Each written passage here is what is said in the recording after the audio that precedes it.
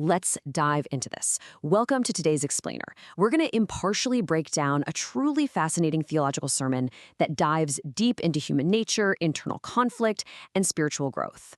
And, whether you're deeply familiar with these ancient texts or you're just kind of curious about how these biblical metaphors map onto human psychology, this is going to be incredibly insightful. So, here's our quick roadmap. We'll start with the timeline of Pentecost, look at the works of the flesh, unpack a really cool apple metaphor, explore the 3 categories of fruit, and finally wrap up with a concept called starving the old self. Let's get right into it. To really grasp these concepts, we first have to establish the historical timeline of Pentecost itself. The word literally translates to a 50-day period. It marks a very specific window of spring. You start with Passover or Easter as day 1, pass through exactly 7 weeks, so 49 days, and arrive precisely at day 50. That is Pentecost, or Shavuot.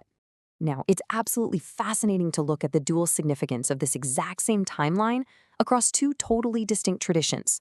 The Jewish Pentecost commemorates the Israelites receiving the Torah, the law of Moses, at Mount Sinai exactly 50 days after their exodus from Egypt. But the Christian Pentecost, that commemorates the Holy Spirit descending like fire upon the disciples, exactly 50 days after Easter. While the calendars often overlap, you have a huge theological shift in focus here, from receiving the law to receiving the Spirit. And that brings us to the fundamental human problem presented in the biblical text of Galatians, which the sermon analyzes. The text outlines a long, honestly chaotic collection of negative human traits and behaviors. These are collectively termed the old self, or the flesh. Lust, idolatry, hatred, strife, factions, gluttony. It's an overwhelming picture of human conflict, unchecked desire, and a complete lack of discipline. It's basically everything that makes human society difficult. But here's where it gets interesting. The speaker brilliantly organizes that massive, chaotic list into 4 distinct, highly digestible buckets. You have sexual traits, which the speaker notes create lingering spiritual soul ties that persist well beyond the physical act. You have religious traits, like idolatry. Then social traits, those outward, community-destroying conflicts like hatred and factions. And finally, dietary traits, like gluttony, which, interestingly enough, ties right back to the medieval concept of the 7 deadly sins. By categorizing them this way, this ancient text suddenly looks like a highly structured framework of human dysfunction. Okay, so here is the crucial theological point. In contrast to that chaotic multitude of fleshly traits, the speaker emphasizes a major distinction. There is only one singular fruit of the Spirit. It's not plural. You don't have multiple separate spiritual fruits that you can just pick and choose from based on your personality type. It is exactly one entity.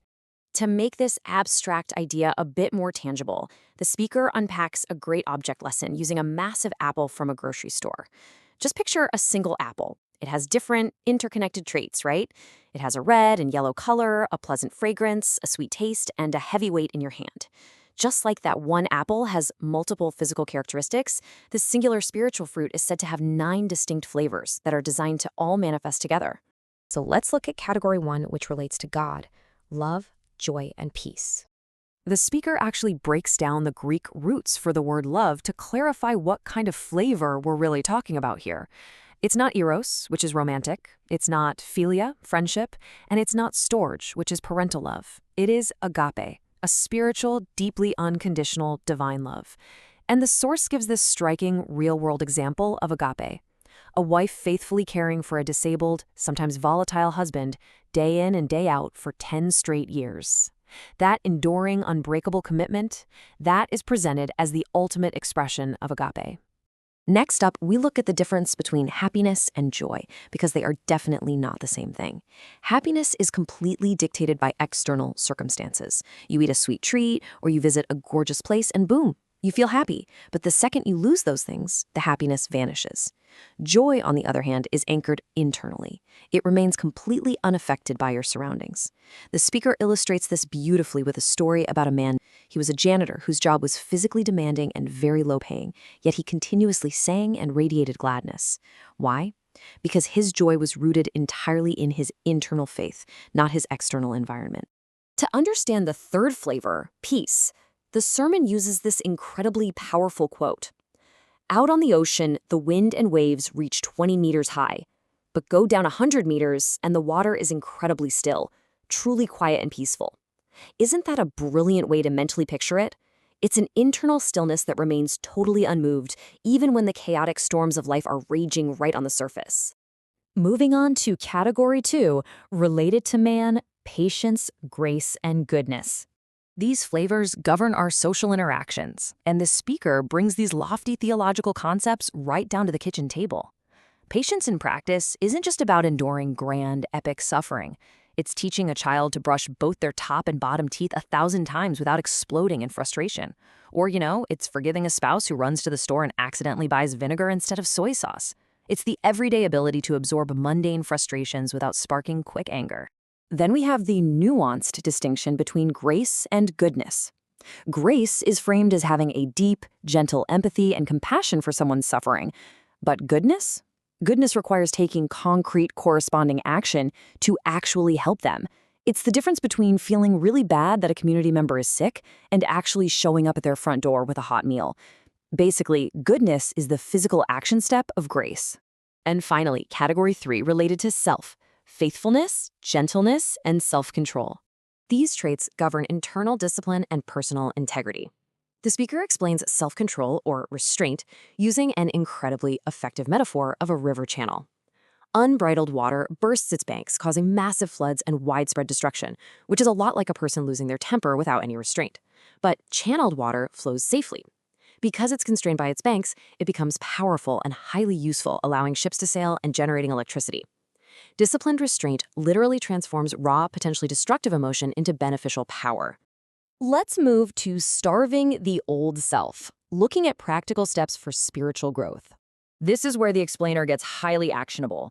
The speaker provides a framework for cultivating the spirit's fruit while diminishing the old flesh, using a concept called starving. Let's say you want to stop petty family arguments. The advice is a super simple 3-step process. 1. Recognize the trigger, that inner urge to make a sharp or defensive comment. 2. Literally bite your lip. 3. Remain silent. By refusing to speak that one extra word, you starve the old self. You intentionally just don't give it the fuel it needs to start a war in your living room. Another psychological tactic the source material suggests is acting in the exact opposite direction of your negative instincts.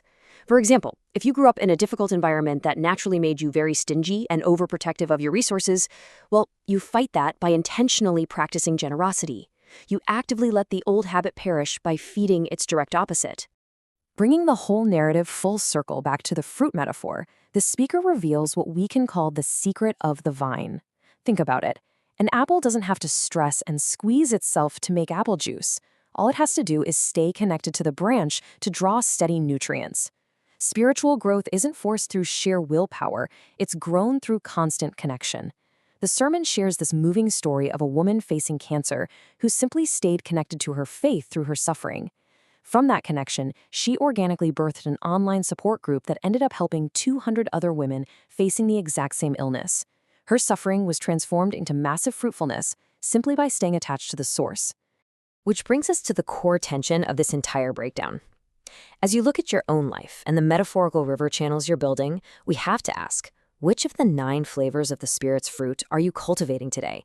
And perhaps more importantly, what old habit are you intentionally starving right now to make room for it? It's a truly fascinating way to look at self-improvement and spiritual discipline. Thanks so much for joining me on this explainer, and keep learning.